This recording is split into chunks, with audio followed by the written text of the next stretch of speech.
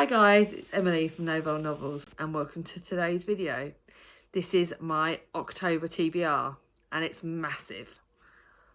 As you would have already seen, I've got my Victober TBR that went up on Friday. So excited.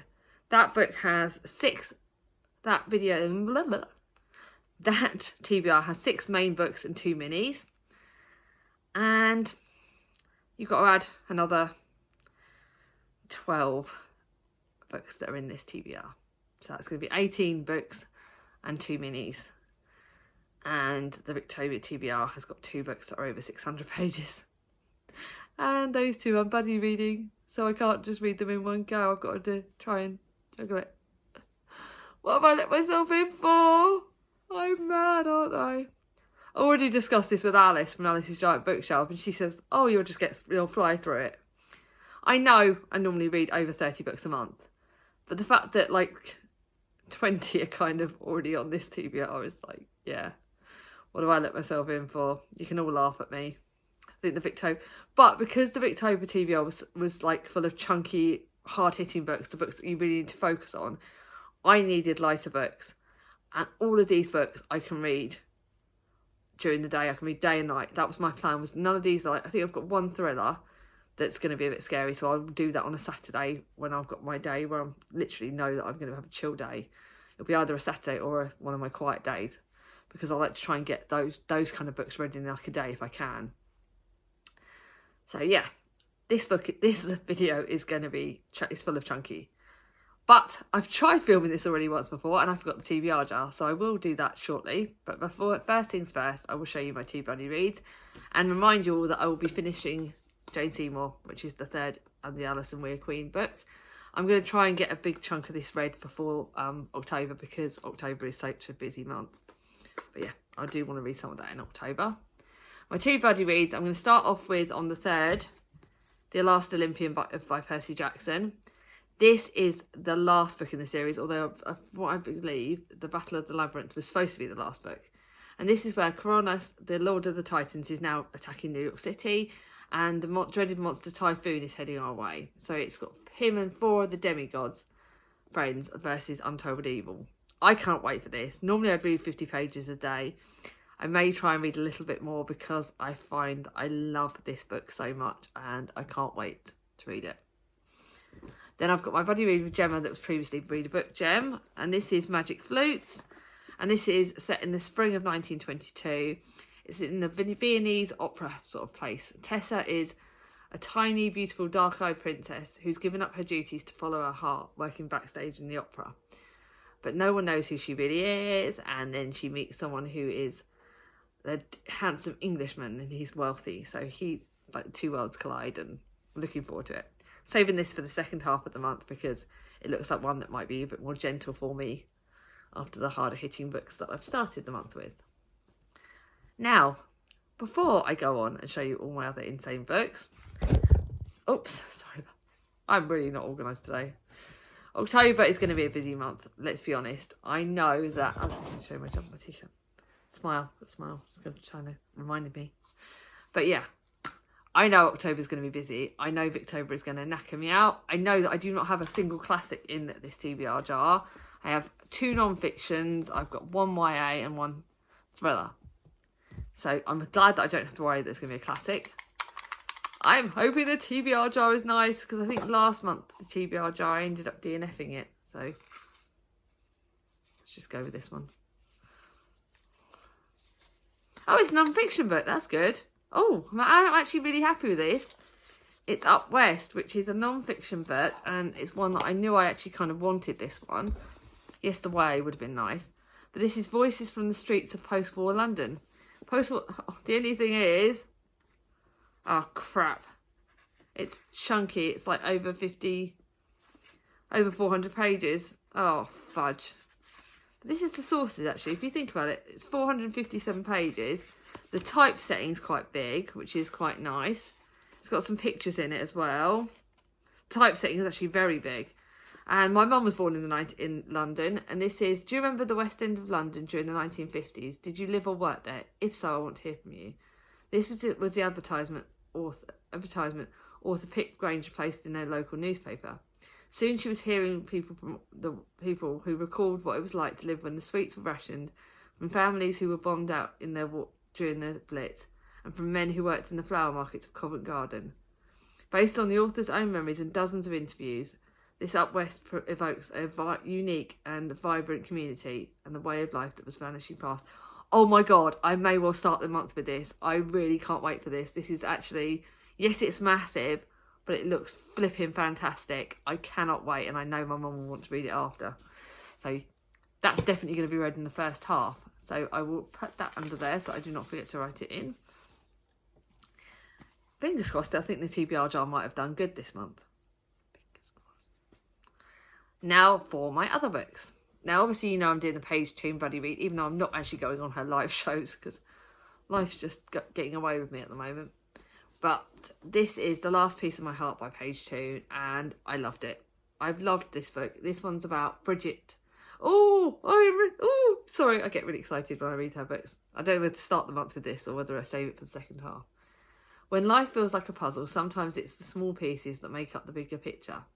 A successful travel journalist, Bridget, has ambitions to turn her quirky relationship blog into a book, but then a difficult proposition catches her eye. Oh, I remember this! I remember Bridget! Oh my God, this is so cool. Nicole Dupree died, leaving behind a best-selling novel and an incomplete sequel. Tasked with finishing the job, Bridget is thankful to have a chance to show what she can do, even if it means relocating to Cornwall and answering to Nicole's grieving husband, Charlie.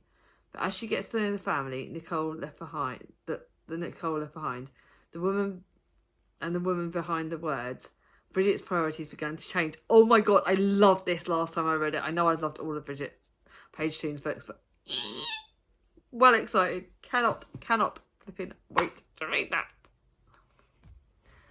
Another book in the series. Now, most of her books seem to be Christmas books, but this one is set in the Christmas of 1945. The war is over, but the scars remain. I can't tell you too much details about this series because obviously it gives sneaky peeks to others. But matron Kathleen Fox has the job of putting Nightingale Hospital back together. But memories and ghosts of those lost fill the bomb-damaged buildings, and she begins to wonder if she's up to the task. And they've got a newcomer assistant matron, Charlotte Davis, and ward sister, Violet Tanner, and there's apparently like rivalry and stuff. This could be good. I don't know if we'll see any more of the old characters. I'm wondering if there's going to be seeing any more. I like to look and see if there's any names that jump out at me. It's like, oh, it's so exciting. Violet, I remember her. See, this is the thing. I'm wondering whether we're going to see any other characters. I think there's some other nurses from other doctors, but not the three lead characters from the first book. But I wonder if they'll reappear. Again, I'm loving this series, so I can't wait to read that. Then on a really random one, I think I'll probably try and read this over a few days. And this is 365 Days of Wonder, and it's by R.J. Palacio. And it's kind of got, like, it is a chunky in the fact that it doesn't say exactly how many days. Obviously, it's like 360 pages, I guess. So there's like a quote for every page. But I think it might be good to kind of read this over, like, read a few of them a day. So I can straight away tell you what January 1st is. And it's got quotes from everyone. So there's a quote per day. And these are quotes that will inspire us. And I think it might be good to read over the month. So what I may try and do is work out how many 365 is divided by 30 and then do it that. So I think that's like 10 days a month or something like that, 10 or 11 days a month. And the first one is, we carry within us the wonders that we seek around us. And that's a Thomas Brown quote. So I'm going to divide this up into per day and read them over the first 30 days. I'm not going to read them on the last day. I'm going to read them over 30 days. So that's fun. I think it's going to be good because it's like it's a companion to Wonder, which was a great YA book. Like, I would say that's a middle grade book actually, and it's quotes and wise words for every day of the year. I don't want to do it over every day of the year because even that's a sweet idea. I think for me, I can't sort of hold it off that day. But yeah, that's going to be quite a fun one to read. Then I've got some of my October books, some of my books that I said I would read in the autumn months. And this is a second in the series, but apparently you don't have to read it in series order. And this is Margaret Dickinson's Reap the Harvest. I thought it would be good October because it's harvesty month. Following the disastrous floods of 1953, Ella Hinton finds herself living at Brunsbury Farm with her grandmother Esther and is made acutely aware of the mystery surrounding her family's past. As Ella grows up and falls in love, the stories of the three generations of women, Esther, Kate and Ella, come full circle. This was good. It's part of a trilogy. I didn't read Flower the Pharaoh, and I would like to, if I like this, I will look for Flower the Pharaoh, and then the last one is Sow the Seed. So, intrigued? Wonder what I'm going to like of it. I do like Margaret Dickinson's works. She's actually one of my favourite historical fiction authors. It gets one of my autumn books off the list. So, let's get on with it. Now, again, I've got a bit of a theme of books, shops, and in my videos. But I also wanted to read ones that really sort of like talk about books during Victober. I think that kind of gets me all excited. And this is the Burmese Bookshelf. I saw this on the, it's actually on the window display at my charity shop. And it's set in London in the 1920s, so just after Victober era. So I've got two books now. And this is set in a bookshop. Kate Goss lives in the freezing cold garret, bullied by her aunt and cousins. She dreams of being rescued by her handsome father. No one knows where he is or what he's doing, just that he's sure to come back a rich man. By the time Kate is 17, she's learnt to cope alone. When her aunt throws her out, she finds a job as a cleaner at the Burmese Bookshop and reading room. Here she will discover a world she never knew existed, but trouble is never far away and the long-held secrets about to burst open, ensnaring her in his web of lies and violence. Ooh, that could be a bit scary, but it does look good. It's set in a bookshop. God. So I'm looking forward to that. Then I've got a book that I bought in January. I've got to get this off my shelves. I've read the first Sophie Cousins book and I loved it. This is a gorgeous book, and Just Haven't Met You Yet is like, I loved her other work. I loved it, loved it, loved it. Could the Wrong Suitcase Lead Her to Love? And it's Laura Jane Williams. It's actually reminded me I need to read the next Laura Jane Williams book. And this is, Laura has built a career out of interviewing people about their epic real-life love stories. When she picks up the wrong suitcase at an airport, she wonders if this could be the start of something that's written in the stars. From piano sheet music to a battered copy of her favourite book, Laura finds in the bag evidence of everything she could hope for in a partner. If Laura's job has taught her anything, it's that when you come to love, you can't let any opportunities pass you by.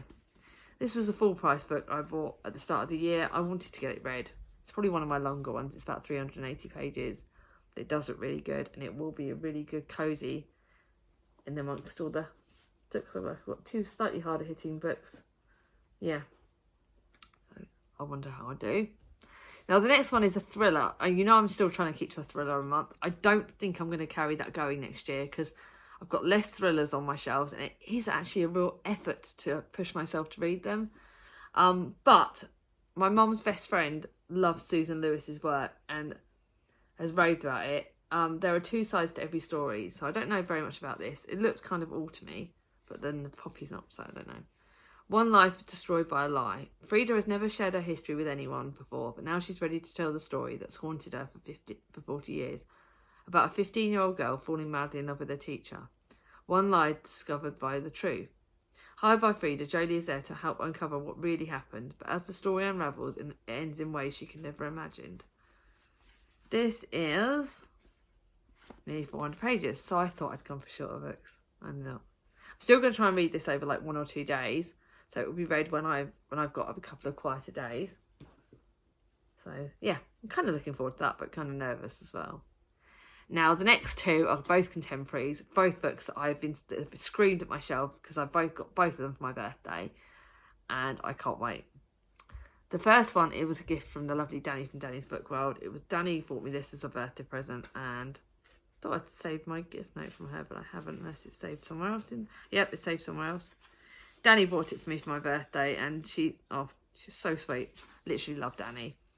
And it's called The Library. So again, I told you I wanted books about the libraries. Teenager Tom has always blended into the background of life. After a row with his dad and facing an unhappy future at the dog factory, he escapes to the library. Pensioner Maggie has been happily alone with her novels for 10 years. At least that's what she tells herself. When they meet, they recognise something in each other that will change both their lives forever. And then the library comes under the threat of closure, and they must join forces to prove that they are not all just about books, and it's the heart of the community. So can't wait for this. I don't know. This is like one that I don't know whether to start the month with. I think I'm either going to start the month with this one or leave it, and then I think, no, I'm going to save that one for the second half because it looks so good. It's got to be one that's got to be saved for the second half. Because the next one, my bestie sister, Charlie from Charlie Brooke, gave me as a birthday present. I loved Saving Missy. When I saw this was out, she promised it for me as a birthday present. Em and me. Obviously, Em, me, my sister Charlie. This is a book about motherhood. It is a book about everything. For too long since the sudden death of her mother, since the birth of her daughter Em, when she was just 17, Delphine. Oh yeah, when she was just 17. So I'm not, obviously I wasn't 17 when I had my daughter. My mum was older than me. Delphine has been unable to let go of the past, obsessed with protecting Em and clinging on to a secret that could ruin everything. She's been living a life in safe shades of grey. The day that Delphine finally stands up to herself is the day that changes everything. Delphine begins to remember what it's like to want more, discovering her singing voice, opening her heart to friendships, and reviving not only her mother's roots but her mother's memories. As her life begins to fill with colour, can she be brave for herself and for Em? And what would happen if she finally told the truth? Oh my god, I really want this book. I really can't wait to read it. Look at the naked hardback. Oh my god, it's just, oh, I don't care. It's like, I thought it was big, but it's actually only like 380 pages. So that's not that big. 390. Okay, maybe it's nearly 400 pages. But I loved Saving Missy. It was one of my favourite books of the year so far. And I can't wait. I'm starting the month with this. I can't. I was going to hold it off, but I can't. I've got to start the month with this. I'm naughty and I don't care. So I'm going to start the month with that. Because I just really can't wait. It was my sister's birthday present to me. I'm going to save the library to the second half. As to the other ones, let me know what order you think I should read them. Like I said, I'd like to save at least a couple of them for the second half of the month because as you well know, I routinely read all the best books at the start of the month and the second half is crap. So, I want to change that. So, which books do you reckon I should prioritise? Which books should I save for the second half to make me happy at the end? And when I'm flagging after victober, I will need books to read at the end. Let me know in the comments down below. I really love your feedback. I really appreciate you guys. You're all amazing. If you like this video, give it a thumbs up. If you're new to my channel, not subscribed yet, ring on my ding-a-ling. And I'll see you all soon. Bye-bye.